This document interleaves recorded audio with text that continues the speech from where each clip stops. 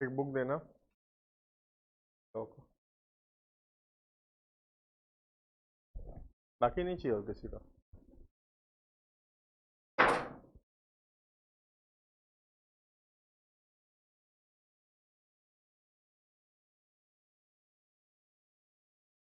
और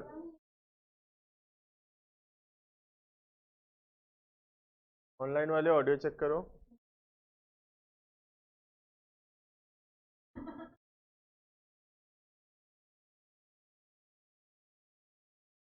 मेरा नाम नहीं ले देना।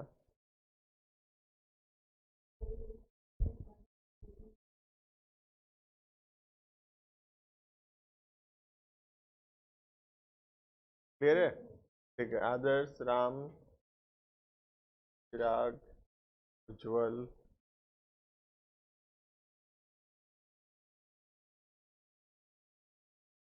देखना, तो हम लोग कंटिन्यू करेंगे। इंडियन, ये तुम्हारा सेकेंड वाला chapter, sale of goods act 1930, जिसके अंदर हम कुछ बेसिक डेफिनेशंस पढ़ रहे थे।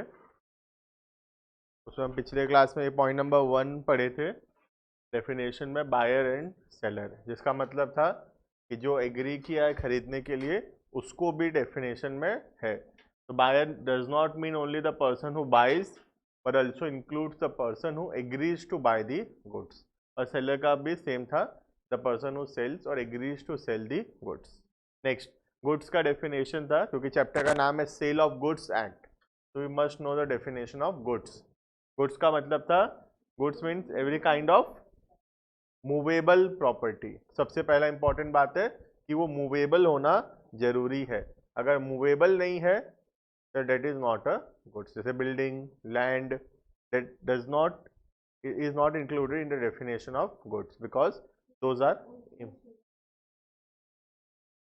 शेयर्स का मतलब होता है जो किसी कंपनी का शेयर जैसे अपने खरीदते हैं बेचते हैं, तो उसको गुड्स के डेफिनेशन में रखा है। ठीक है, अदर देन, दो चीज को हटाया था गुड्स के डेफिनेशन से। एक था एक्शनेबल क्लेम्स, जो कि मैं समझाऊंगा क्या होता है, और एक था तुम्हारा मनी, मनी इन सर्कुलेशन, 500, 1000, 2000, 5000, जो मनी इन सर्कुलेशन है, वो सब हम लोग गुड्स के डेफिनेशन में नहीं लाते हैं। ठीक है, बट इंक्लूड्स, कुछ चीज़ों को इंक्लूड करता है, जैसे कि स्टॉक एंड शेयर्स, उसको हम लोग गुड्स के डेफिनेशन में इंक्लूड किए हैं। जैसे किसी कंपनी का शेयर्स बेचते हैं खरीदते हैं, तो उसको हम लोग सेल ऑफ गुड्स एक्ट के अंदर कवर किए हैं। ठीक है, नेक्स्ट, ग्रोइंग क्रॉप्स, जैसे कोई धान है, ठीक है, ग्रास है, ये सब जो हम लोग ग्रो कर रहे हैं जमीन में, those are included in the definition of goods. And last one है anything which is attach to the land but can be severed. Severed मतलब जो जमीन में है, जमीन से जुड़ा हुआ है, लेकिन जमीन से अलग हो सकता है, पॉसिबल है अलग करना, जैसे कि ट्री। ठीक है, और कोई एग्जाम्पल नहीं है, ट्री ही एक लौता एग्जाम्पल है जहाँ पे ट्री वो अटैच टू द लैंड है, जो कि ज़मीन से जुड़ा हुआ है, तो हम उसको इमूवेबल मानते हैं नॉर्मली। लेकिन यहाँ पे वो इंक्लूड किया है उसको ये लिखकर, विच कैन बी सिवर्ड, जो अलग किया जा सकता है। ठीक है, that is included in the definition of goods. ठीक है, एक है एक्शनेबल क्लेम्स, पढ़ना लिखना एक्शनेबल क्लेम्स क्या होता है। ठीक है, नेक्स्ट पैराग्राफ में हम लिखेंगे what do exactly mean by the word actionable claims. कुछ ज़्यादा नहीं है उसमें वैसे तो। लिखना, next paragraph,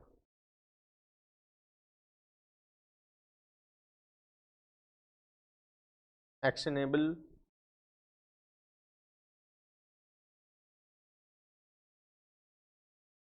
claims,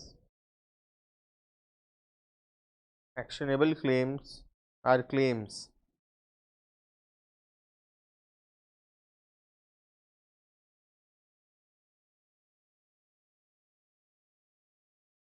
which can be, actionable claims are claims which can be, लिखना चालू करो, which can be enforced, which can be enforced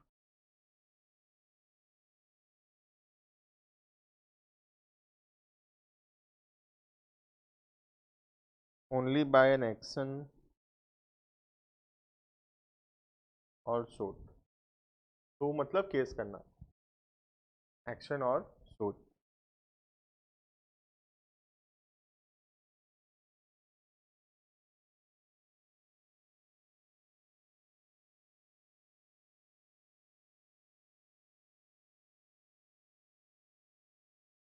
example dates, DEBTS कर दो, डेट्स। डेट्स मतलब उधार।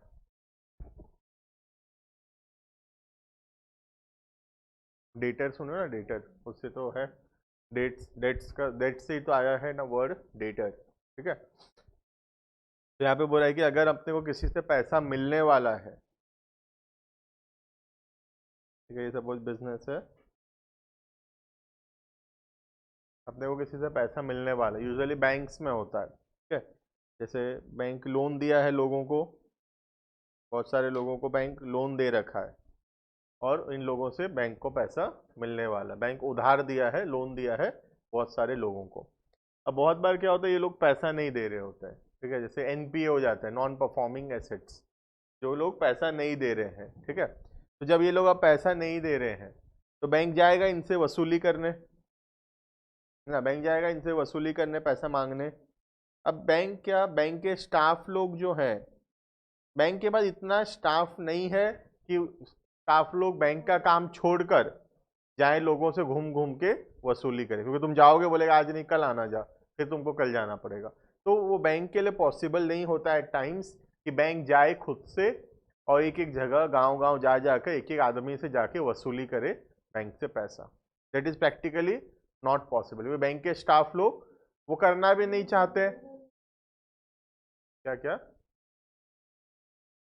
हाँ, सारा डिटेल है अपने पास, लेकिन वो पैसा नहीं दे रहा है।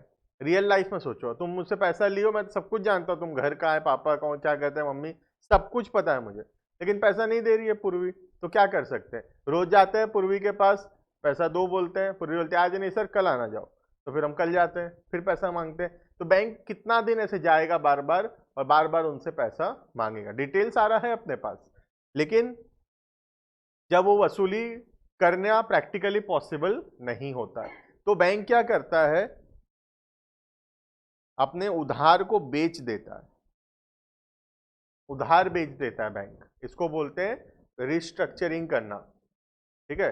डेट रिस्ट्रक्चरिंग कंपनीज होता है जिसको बैंक अपना उधार बेच देता है। जैसे बैंक के पास 100 करोड़ रुपए का लोन्स है जिसका पैसा नहीं मिल रहा है, 100 करोड़ रुपए लोगों को लोन दे रखा है और लोग पैसा नहीं चुका रहे।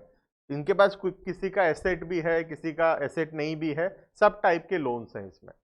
तो बैंक का इतना समय नहीं है कि अभी जाए उधार वसूल करे, कौन दे रहा है नहीं दे रहा है, जो नहीं दे रहा है उसका प्रॉपर्टी बेचे वसूल करे, बहुत एक लंबा प्रोसेस है वो। तो बैंक क्या किया, बैंक एक कंपनी को 60% में सारा उधार बेच दिया। बैंक बोला कि 60 करोड़ रुपए दे, ये 100 करोड़ का उधार अब तेरा हुआ, तू जाना वसूल करना, जो मिलेगा तेरा तू रख लेना। जो 40 करोड़ का बैंक को स्ट्रेट नुकसान हो गया। बैंक क्योंकि नहीं चाहता है लफड़ा में पड़ना, तो बैंक 60 करोड़ लेकर सेटल कर दिया। 100 करोड़ का सारा पेपर, सारा राइट्स, सारा प्रॉपर्टी सब वो कंपनी को दे दिया। अब ये कंपनी क्या करेगा, लोगों से घूम घूम कर पैसा, बस बहुत सारी कंपनीज है इंडिया में जो डेट रिस्ट्रक्चरिंग का काम करते हैं, ठीक है। इनके पास वसूली वाले हैं, दादागिरी गुंडा वाले हैं।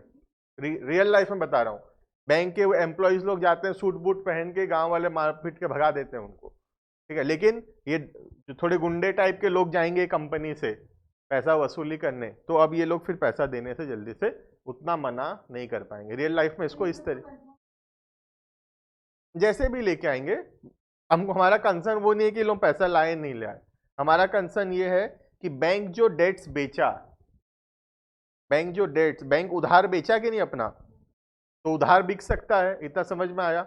ये सेल ऑफ गुड्स एक्ट के अंदर कवर नहीं है, क्योंकि डेट्स को क्या बोलते हैं, एक्शनेबल क्लेम्स। एक्शनेबल क्लेम्स मतलब पैसा लोगों से मिलने वाला है, लेकिन कैसे मिलेगा, केस करके हमको उससे पैसा मिलेगा। तो डेट्स को हम लोग गुड्स के डेफिनेशन में कवर नहीं करते। इसका मतलब ये जो बैंक अपना उधार बेचा एक कंपनी को, इसको सेल ऑफ गुड्स एक्ट के अंदर कवर नहीं किया गया है। हमारा समझने का कंसर्न सिर्फ इतना है।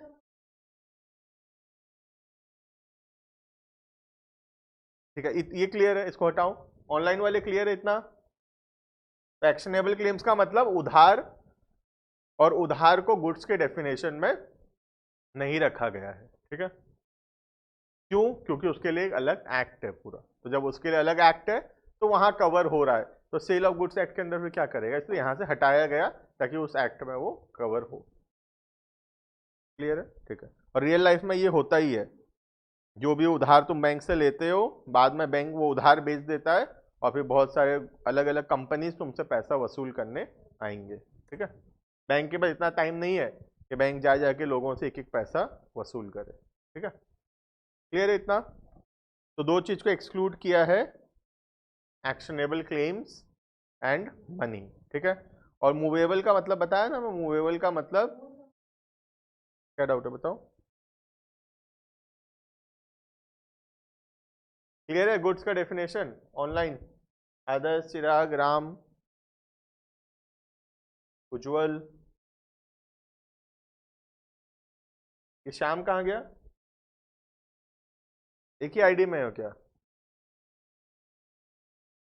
श्याम तुम्हारे साथ है? राम, श्याम है कि नहीं तुम्हारे साथ?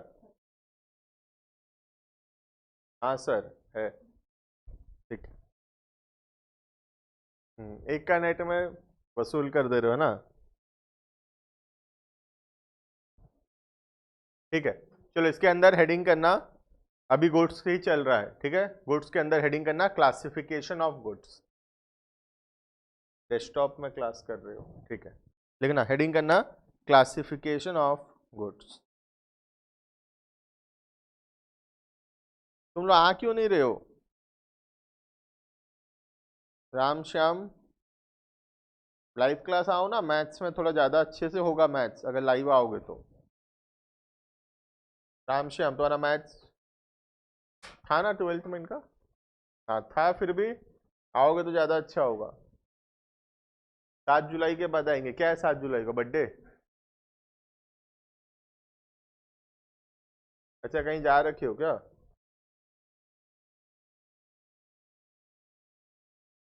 चलो नेक्स्ट हेडिंग है क्लासिफिकेशन ऑफ गुड्स। ठीक है। कितने टाइप के गुड्स होते हैं और उसके अंदर फर्दर क्लासिफिकेशन। ठीक है। लिखना goods can be classified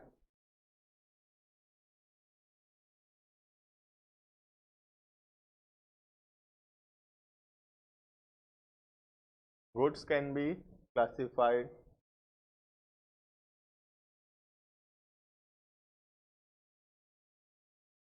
into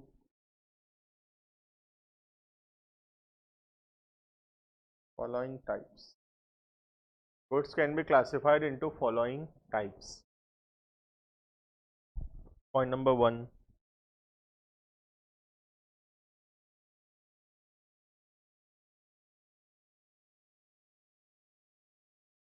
existing goods. Point number 1, existing goods. Point number B,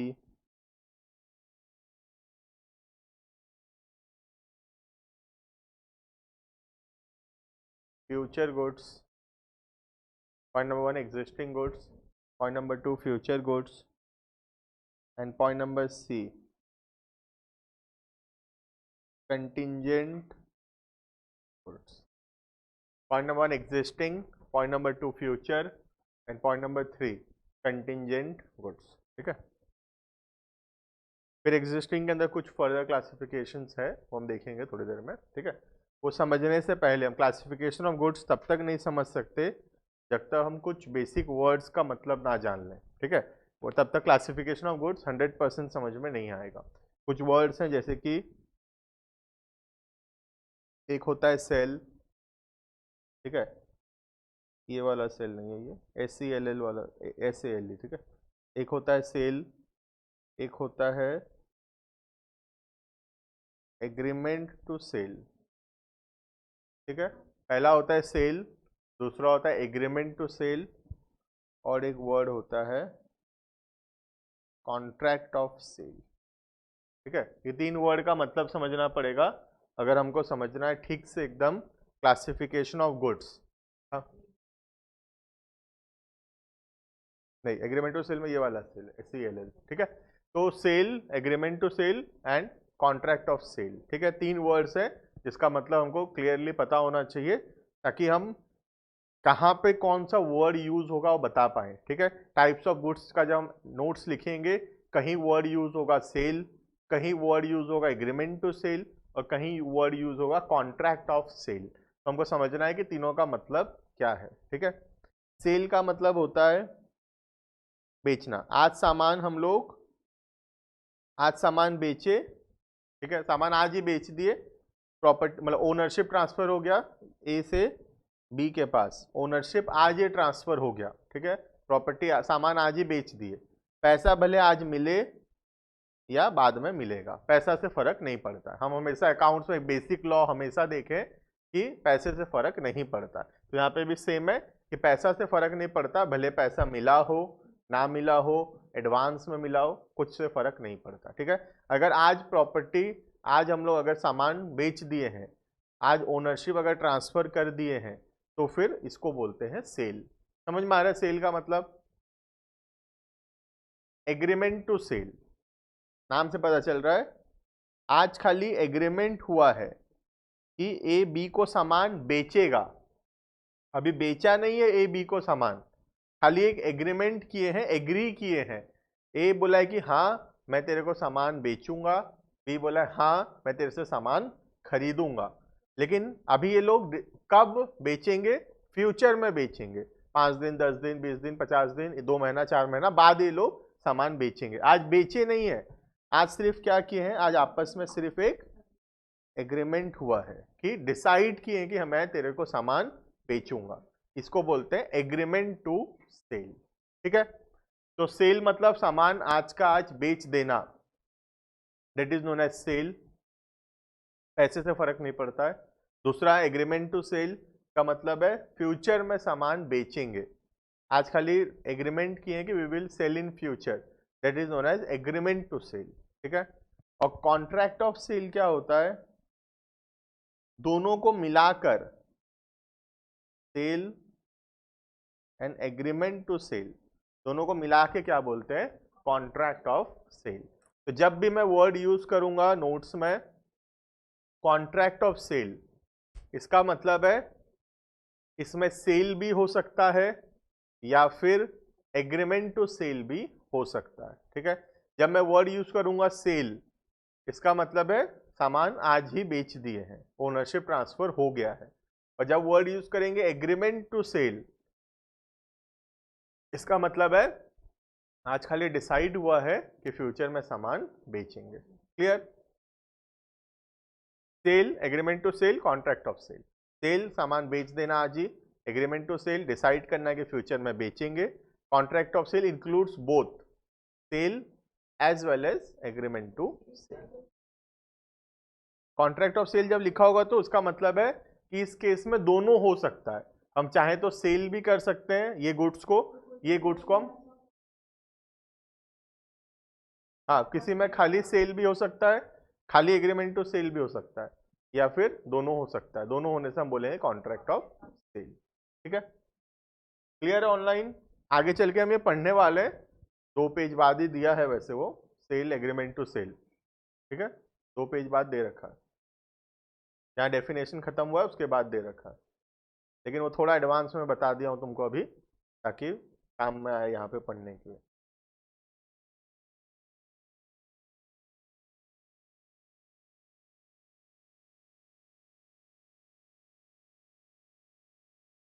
लेकिन हेडिंग करना point number 1, types of goods का point number 1, existing goods.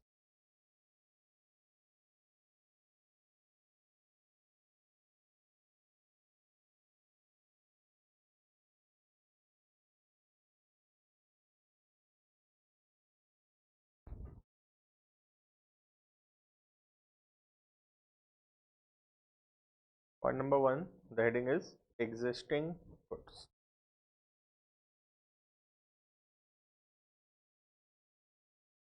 Existing goods का मतलब बहुत सिंपल है। एग्जिस्टिंग का मतलब है जब हम लोग ए और बी जब आपस में मिले और डिसाइड करें सामान बेचने खरीदने का, उस दिन ये सामान एग्जिस्ट करता है, रियलिटी में सामान है, that is known as existing goods. नाम से पता चले समथिंग विच एग्जिस्ट, मतलब जो सच में है।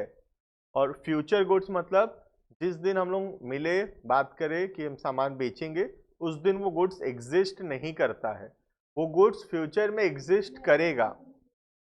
हाँ मैं बताऊंगा किसमें कौन सा आएगा, इसलिए वो पहले पढ़ा दिया हूँ, ठीक है।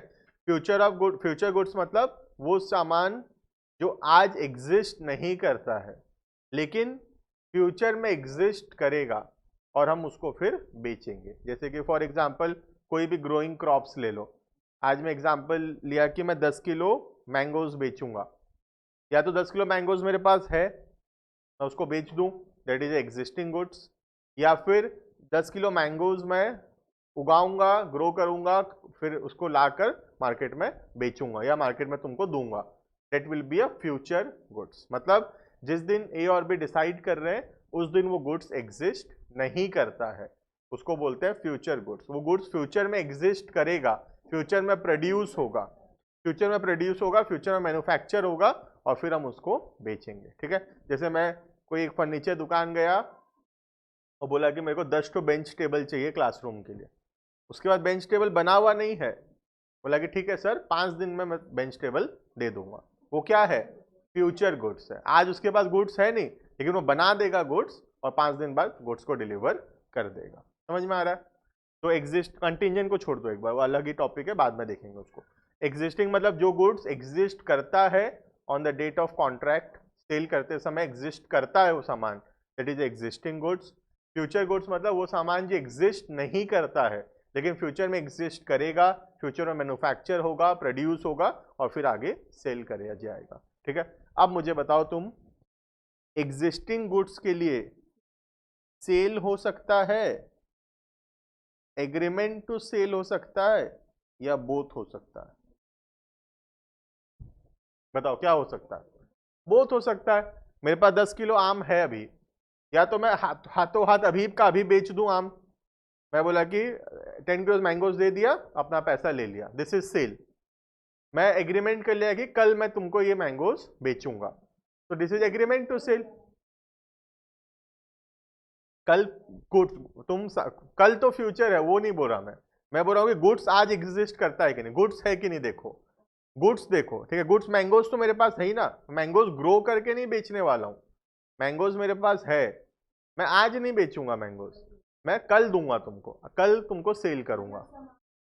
सामान है, जैसे दुकान में प्लाई है लेकिन कस्टमर आया तो आज नहीं देंगे उसको, हम बोले कल आकर लेना, कल सुबह 6 बजे आ या कल सुबह 7 बजे आ, सामान ले जाना। उसको क्या बोलेंगे? That is existing goods to be sold in future. बेचेंगे लेकिन फ्यूचर में, सामान है अपने पास प्लाई लेकिन बेचेंगे उसको कल, ठीक है। समझ में आ रहा है एग्जिस्टिंग गुड्स? तो एग्जिस्टिंग गुड्स के अंदर दोनों हो सकता है, सेल भी हो सकता है या फिर एग्रीमेंट टू सेल भी हो सकता है। क्या बोलते हैं इसको? कॉन्ट्रैक्ट ऑफ सेल, है ना। तो हम बोथ वर्ड की जगह we can use the word, जब नोट्स में हम कौन सा वर्ड यूज करेंगे? कॉन्ट्रैक्ट ऑफ सेल, ठीक है।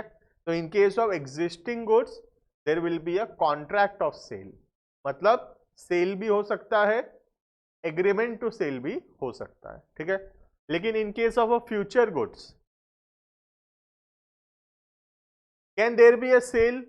नो, सेल हो ही नहीं सकता क्योंकि सामान आज एग्जिस्ट करता ही नहीं है। तो जब सामान एग्जिस्ट नहीं करता तुम उसको आज नहीं बेच सकते, तुम खाली एग्री कर सकते हो कि मैं तुमको 5 दिन या 10 दिन या 1 महीना बाद बेचूंगा, ठीक है। तो जब फ्यूचर गुड्स के बारी आएगा तो हम कौन से वर्ड्स यूज करेंगे इसमें?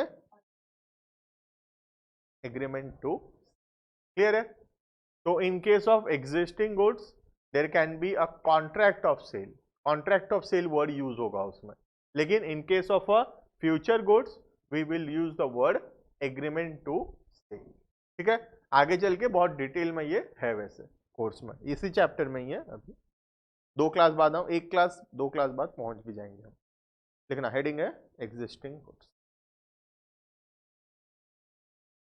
क्लियर है ऑनलाइन वाले? फ्यूचर गुड्स में कैसे एग्रीमेंट टू सेल हुआ? ऑनलाइन क्लियर है? फ्यूचर गुड्स में एग्रीमेंट टू सेल हुआ।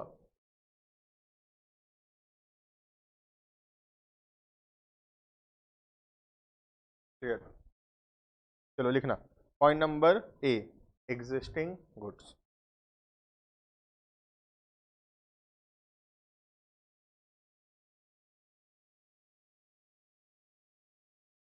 The goods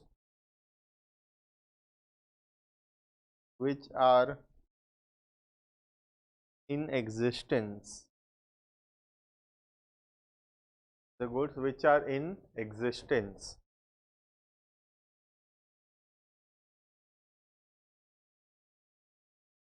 at the time of contract of sale. क्या वर्ड यूज किया? कॉन्ट्रैक्ट ऑफ सेल, है ना?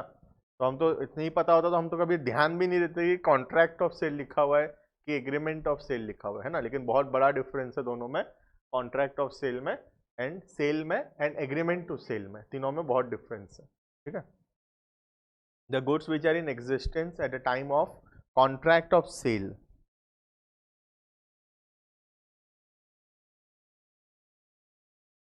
are known as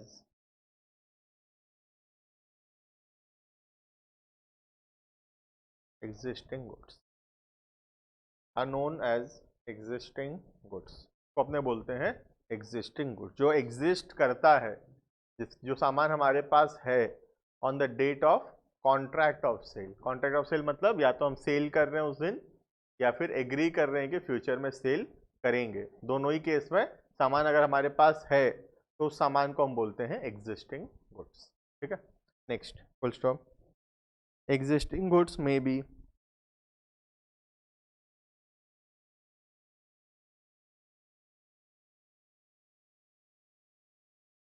existing goods may be of following types, may be of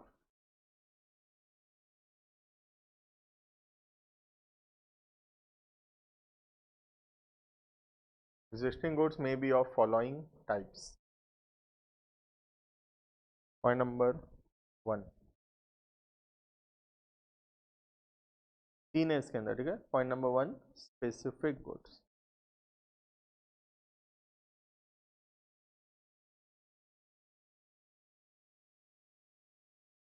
point number 1, the heading is specific goods. 3 है इसके अंदर, specific, uncertain, ascertain, ठीक है? लिखते हैं स्पेसिफिक क्या होता है। It means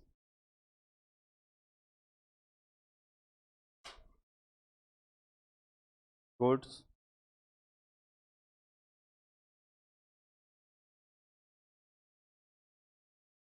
identified and agreed. It means goods identified and agreed upon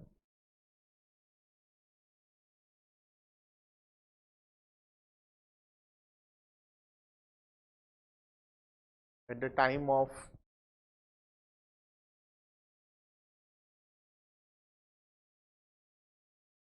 contract of sale. It means the goods identified and agreed upon at the time of contract of sale is made.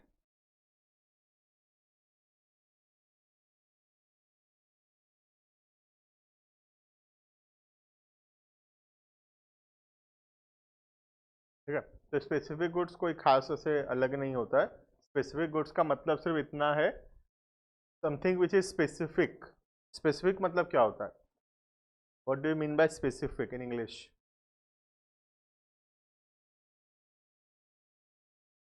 Defined, correct. Defined या particular. Specific मतलब something which is defined, something which is very particular will be called as a specific goods, ठीक है? जैसे कि हम लोग, तो मेरे पास, मैं बोला कि एक कार, मैं मेरा कार बेचना चाहता हूँ, ठीक है? I want to sell my car. अब ये जो कार है मेरा, दिस इज एग्जिस्टिंग गुड्स। पहले तो ये कार एग्जिस्ट करता है, कार है अभी मेरे पास रियल में, खरीद के नहीं बेचने वाला हूँ मैं, है मेरे पास, दैट इज एग्जिस्टिंग गुड्स, ठीक है?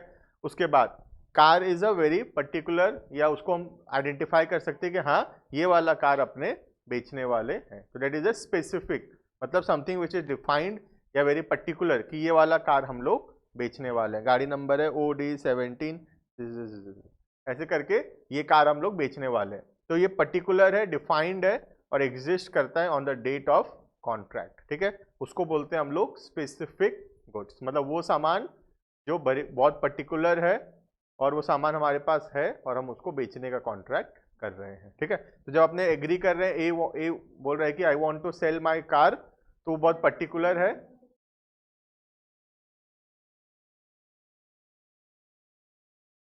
पुराना गाड़ी बेचने का बहुत सारा दुकान है। ट्रू वैल्यू बोल के एक तुम देखे होगे बरगढ़ संबलपुर रोड में, ट्रू वैल्यू बोल के एक बहुत बड़ा शोरूम है, कोई देखा है true value? Chirag, you have seen true value बोल के एक बहुत बड़ा शोरूम है मारुति सुजुकी के बाद, यहाँ बहुत बड़े से लिखा हुआ है ट्रू वैल्यू करके। वो एक सेकेंड हैंड कार बेचने का जगह ही है, ठीक है, जहाँ पे अपना कार, नाम है ट्रू वैल्यू, मतलब पुराने गाड़ी का सही रेट मिलेगा तुमको ये दुकान में, नाम इसी लॉजिक से दिया गया है ट्रू वैल्यू, ठीक है। तो ऐसे बहुत सारा दुकान होता है बेचने का। हाँ, उससे बेटर है कंपनी उसको बेच देते हैं ये लोग थोड़ा और ठीक करके, सेकेंड हैंड गाड़ी फिर कस्टमर को बेचते हैं, ठीक है, उस हिसाब से वो कंपनी है। तो स्पेसिफिक गुड्स का मतलब जो सामान एग्जिस्ट करता है, पर्टिकुलर है, हमारे पास है, और कॉन्ट्रैक्ट बनाते वक्त एग्री किया है कि हाँ आइडेंटिफाइड है कि ये वाला गाड़ी बेचेंगे, this is known as specific goods, ठीक है। नेक्स्ट पॉइंट नंबर बी,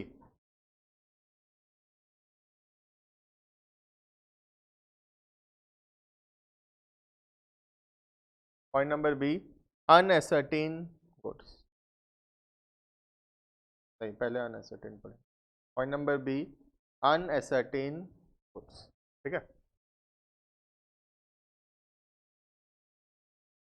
क्योंकि अनएसर्टेन पढ़ लिए तो एसर्टेन अपने आप समझ में आ जाएगा।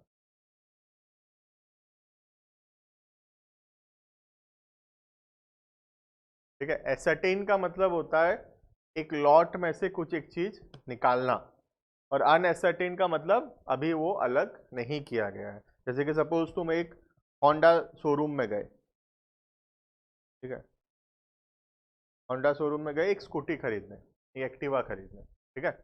अब डिस्प्ले में बहुत सारा एक्टिवा लगा हुआ रहता है, ठीक है, 10-12 एक्टिवा यहाँ पर वो डिस्प्ले में लगा रखा, अलग अलग कलर का, अलग अलग मॉडल, एक ही कलर का 2-3 भी है, ऐसे करके डिस्प्ले में उसका लगा हुआ है सारा गाड़ी। और उसके बैकयार्ड में, उसके गोडाउन में और भी 10-20 हजार 30 हजार गाड़ी स्टॉक में भी उसके पास है आराम से, ठीक है। संस्कार स्कूल में भरा पड़ा है, गाड़ी रखा हुआ है ना। तो ये होंडा शोरूम में गाड़ी खड़ा है और हम लोग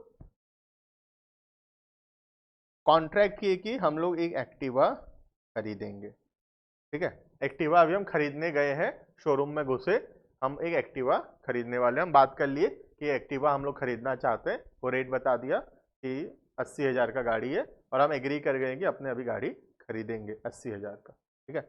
एग्जिस्टिंग गुड्स है कि नहीं पहले बताओ? एग्जिस्टिंग है वहां पर, बना बुनी के नहीं देगा, है वहां पे, दे देगा तुमको डायरेक्ट, ठीक है। तो एग्जिस्टिंग गुड्स तो है, लेकिन अभी वो जो गुड्स है, तुम्हारा जो पर्टिकुलर एक्टिवा है, ये वाला एक्टिवा खरीदेंगे, क्या अभी ये डिसाइड हो गया है? आउट ऑफ 10,000 20,000 एक्टिवाज क्या डिसाइड हो चुका है कि कौन सा एक खरीदोगे तुम? नहीं। तो तुम्हारा गुड्स अभी क्या है? अनएसर्टेन है। अनएसर्टेन मतलब एक लॉट में है, एक बहुत बड़े लॉट में तुम्हारा सामान है, वो एग्जिस्ट करता है, तुम उसको खरीदने का कॉन्ट्रैक्ट भी कर लिए हो या खरीद भी लिए हो, लेकिन अभी वो जो सामान है वो अनएसर्टेन है। मतलब तुम अगर ब्लैक कलर का एक्टिवा खरीदने का कॉन्ट्रैक्ट कर लिए, चलो तुम ये भी बोल रहे हमको ब्लैक कलर का चाहिए, ब्लैक कलर का एक्टिवा उसके पास 10,000 स्टॉक में है, अब है ना, हम अभी ही खरीदने वाले हैं, लेकिन ब्लैक एक्टिवा भी तुम पहचानने के बाद भी एक ब्लैक एक्टिवा तो नहीं है ना उसके पास, उसके बाद ब्लैक एक्टिवा भी 1000 तो है, तो उस 1000 में से भी तुम बोले ये वाला एक लेंगे, और वो लेके आए, उसका रेडी वेडी करना स्टार्ट हो गया, उसमें जो फिटिंग्स लगना स्टार्ट हो गया, है ना। तो जब तक वो आइडेंटिफाई नहीं हुआ है, एक्टिवा लाइन से खड़ा है, तुम एक खरीदने का कॉन्ट्रैक्ट कर लिए हो, लेकिन अभी कौन सा एक खरीदेंगे वो अभी डिसाइडेड नहीं हुआ है। तो ऐसे गुड्स को अपने क्या बोलते हैं? एग्जिस्टिंग के अंदर कौन सा है ये? अनएसर्टेन गुड्स है, मतलब अभी उसको लॉट में है वो, और उसमें से एक अभी सिलेक्ट करना बाकी है, ठीक है। और एसर्टेन का मतलब क्या होगा?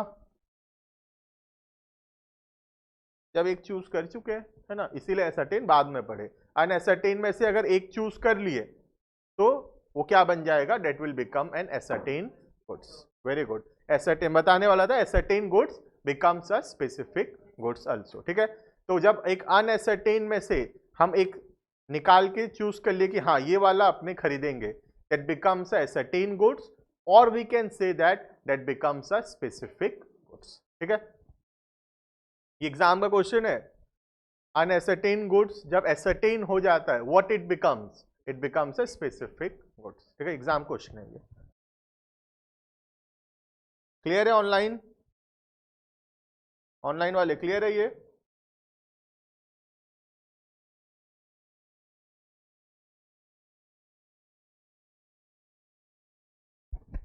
अनएसर्टेन, ठीक है, चलो नेक्स्ट लिखना।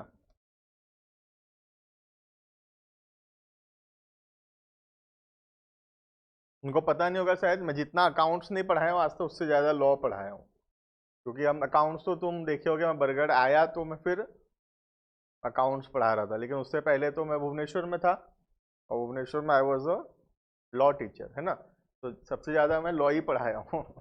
ठीक है, चलो लिखना point number B, uncertain goods. ठीक है, अकाउंट्स बल्कि मैं कम पढ़ाया हूँ, लॉ ज्यादा पढ़ाया हूँ। लिखना अनएसर्टेन goods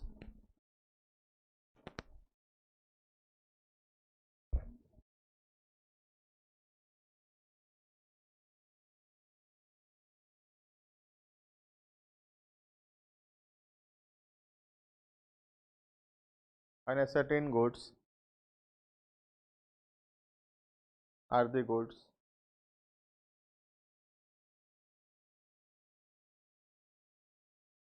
unascertain goods are the goods which are not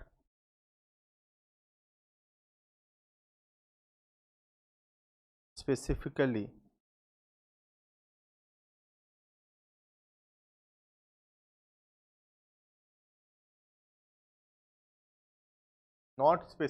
identified or ascertained,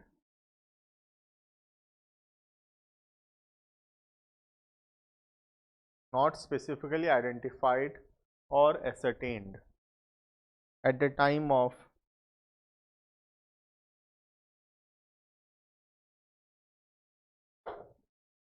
making at the time of making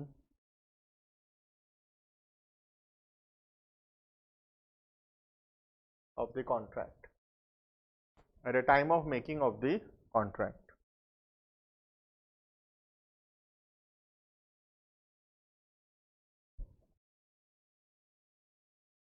Example,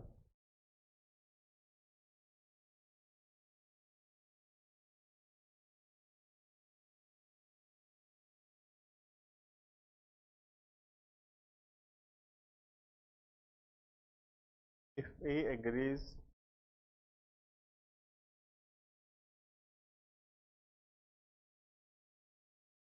to sell B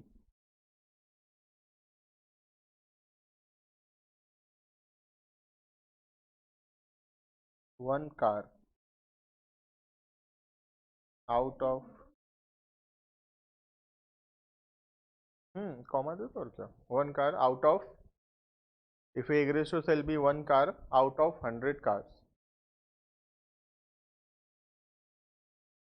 then car is a unascertained goods here. Then car is a unascertained goods here. यहाँ पे गाड़ी क्या है, एक अनएसर्टेन goods कहलाएगा। ठीक है, और जब वो 100 कार में से बी एक आइडेंटिफाई कर लिया कि ये वाला एक गाड़ी अपने लेंगे, तो it becomes a ascertain goods, and when uncertain goods becomes a ascertain goods, it becomes a specific goods. ठीक है, next point number C, ascertain goods.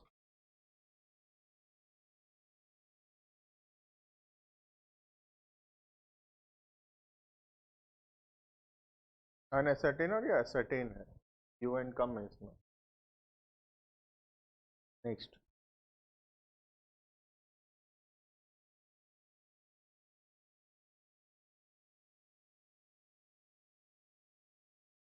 certain goods,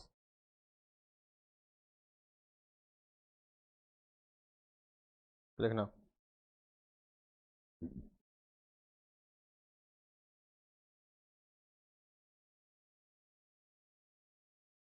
certain goods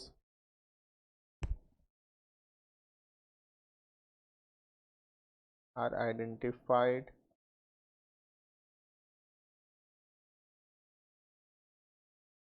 and agreed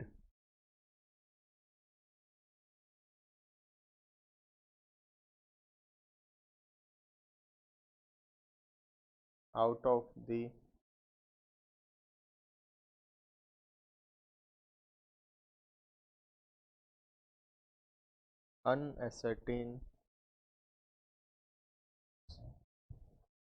the unascertain goods, full stop।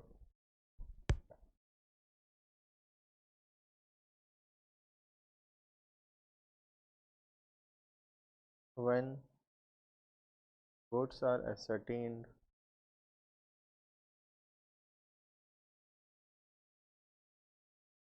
from the lot, lot मतलब जब बहुत सारा है ना। When goods are ascertained from the lot becomes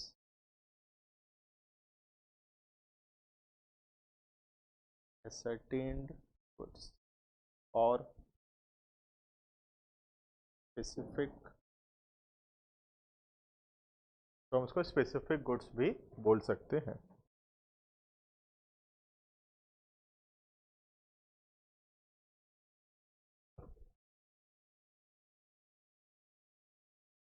ascertain अलग से वैसे सच है कि ज़्यादा कुछ अलग नहीं है। अगर स्पेसिफिक में भी लिख देता कि वो चीज़ जो एग्जिस्ट करता है, वो चीज़ जो एग्जिस्ट करता है at the time of contract of sale, या फिर वो चीज़ जो अनएसर्टेन्ड है लेकिन एसर्टेन हो जाएगा, that will also be a specific goods. तो एक ही बात होता है दोनों, है ना, लेकिन अलग अलग है। स्पेसिफिक मतलब जो एक अकेला एक ही पीस है और वो कॉन्ट्रैक्ट करते समय वो एक ही है और उसी में ही कॉन्ट्रैक्ट हो गया। और एसर्टेन का मतलब है बहुत सारा है, उस बहुत सारे में से एक अगर हम आइडेंटिफाई कर लेते हैं, इट बिकम्स एसर्टेन गुड्स। ठीक है, तो स्पेसिफिक और एसर्टेन में सिर्फ इतना ही फर्क है कि स्पेसिफिक एक ही है, एक ही पीस है और उसी को बेचने का कॉन्ट्रैक्ट हुआ है, और एसर्टेन्ड है कि एक जैसा बहुत सारा है, लार्ज क्वांटिटी में है और उसमें से एक बेचने का कॉन्ट्रैक्ट हुआ है, सिलेक्ट हो गया है, दैट इज एसर्टेन गुड्स। ठीक है, तो तुम दुकान में गए और बोले कि फेस वॉश में रैक में पूरा फेस वॉश भरा हुआ है 100 ठो, तुम बोले एक ठो फेस वॉश खरीदेंगे, तो now here it is an uncertain goods, face wash is uncertain goods, क्योंकि 100 ठो है वहां पर, कौन सा एक लोगे, तो अभी अनएसर्टेन है। जब दुकानदार एक ठो निकाल दिया, तुम काउंटर पे रख दिया, तुम बिलिंग करवा रहे हो, now the goods become an ascertain goods. ठीक है, क्लियर है। तो this was point number 1, existing goods. ठीक है, तो एग्जिस्टिंग गुड्स तीन प्रकार के होते हैं, specific goods, uncertain goods and ascertain goods. ठीक है, next second point number B, future goods.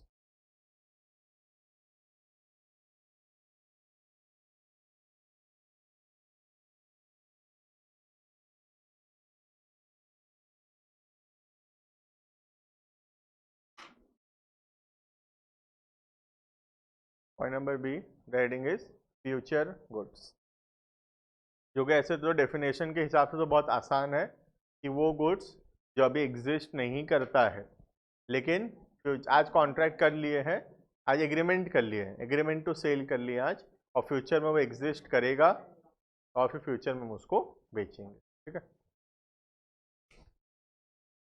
तो फ्यूचर अनएसर्टेन होगा कि एसर्टेन होगा फ्यूचर गुड्स? कोई सा नहीं होगा, क्योंकि एसर्टेन अनएसर्टेन किसका टाइप है, एग्जिस्टिंग का टाइप है।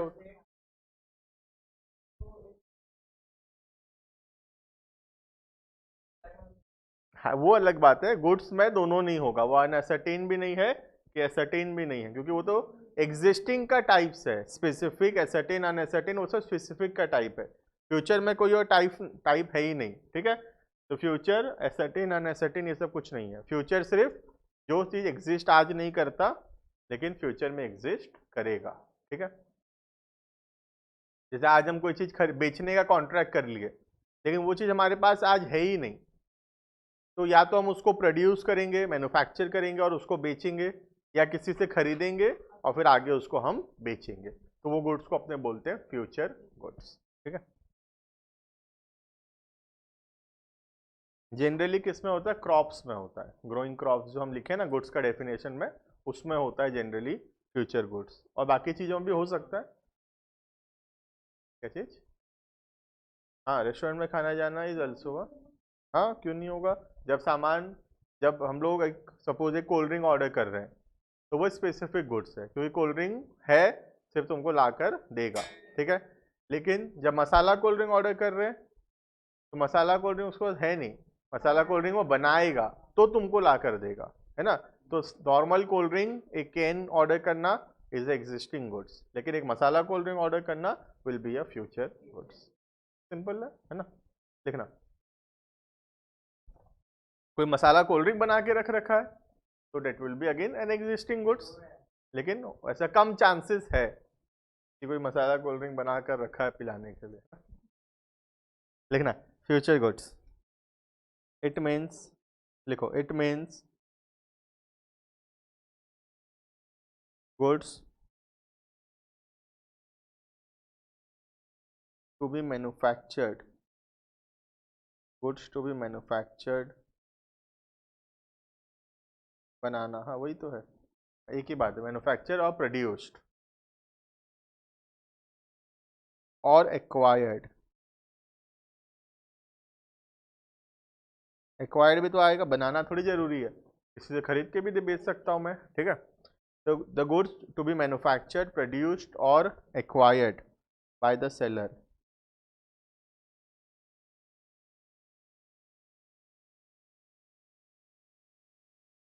आफ्टर मेकिंग दी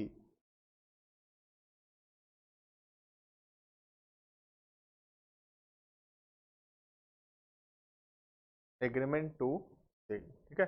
जब हम लोग डिसाइड कर लिए, एग्रीमेंट टू सेल कर लिए, अगर हम यहाँ कॉन्ट्रैक्ट ऑफ सेल लिखते तो भी चलता, कोई दिक्कत का बात नहीं है, क्योंकि कॉन्ट्रैक्ट ऑफ सेल का मतलब दोनों नहीं होता है।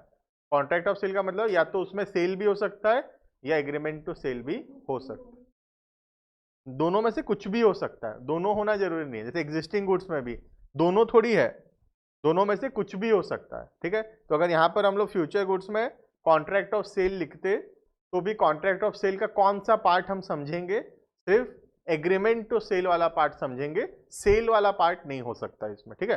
तो रियलिटी में एग्रीमेंट टू सेल लिखना ज्यादा अप्रोप्रिएट होगा, क्योंकि ज्यादा क्लियरली समझ में आ रहा है खाली फ्यूचर में बेचने का कॉन्ट्रैक्ट हो सकता है। लेकिन अगर कॉन्ट्रैक्ट ऑफ सेल लिखा हुआ है तो that means contract of sale का कौन सा पार्ट का बात कर रहा है? वो एग्रीमेंट टू सेल का ही बात हो रहा है, खाली सेल तो हो ही नहीं सकता इसमें कभी भी, ठीक है। Next, a contract of sale, लिखवा दे रहा हूं वो, a contract of sale of a future goods is always, क्या होगा? हमेशा एक एग्रीमेंट टू सेल ही होगा, है ना। Contract of sale of a future goods is always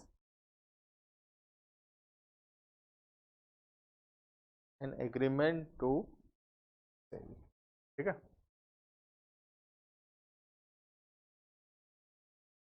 it is never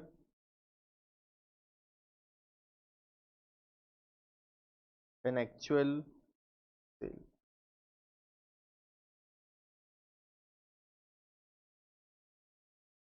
because ये भी एग्जिस्ट ही नहीं करता, तो एक्चुअल सेल कैसे हो सकता है ये, ठीक है। It is never an actual sale because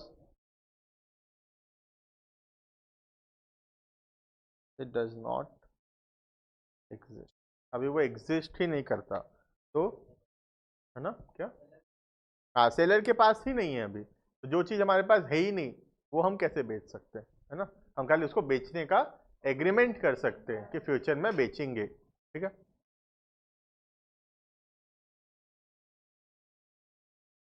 ये छोटा सा एग्जाम्पल खाली लिखेंगे लास्ट, नहीं इसमें टाइप नहीं हो,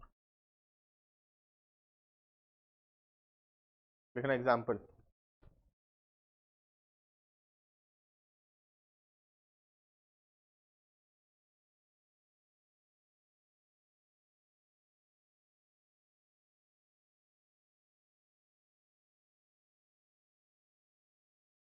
He agrees to sell 100 kg of wheat after 6 months. He agreed to sell 100 kg of wheat after 6 months to be grown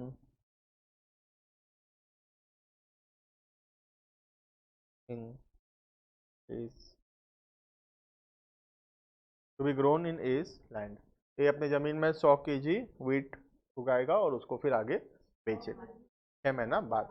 हाँ 100 बोरा नहीं 1 kg,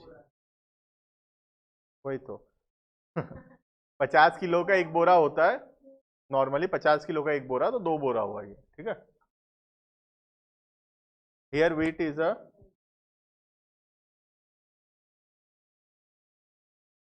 here wheat is a future goods, या wheat क्या है, wheat एक future goods कहलाएगा क्योंकि अभी वो एग्जिस्ट नहीं करता है, वो फ्यूचर में प्रोड्यूस होगा, सेलर के पास आएगा और सेलर फिर उसको बेचेगा, ठीक है।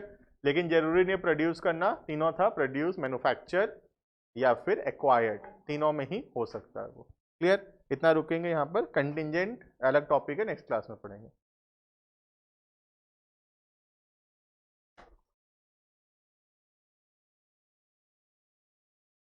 ठीक है चलो, थैंक यू ऑनलाइन वाले, बाय बाय।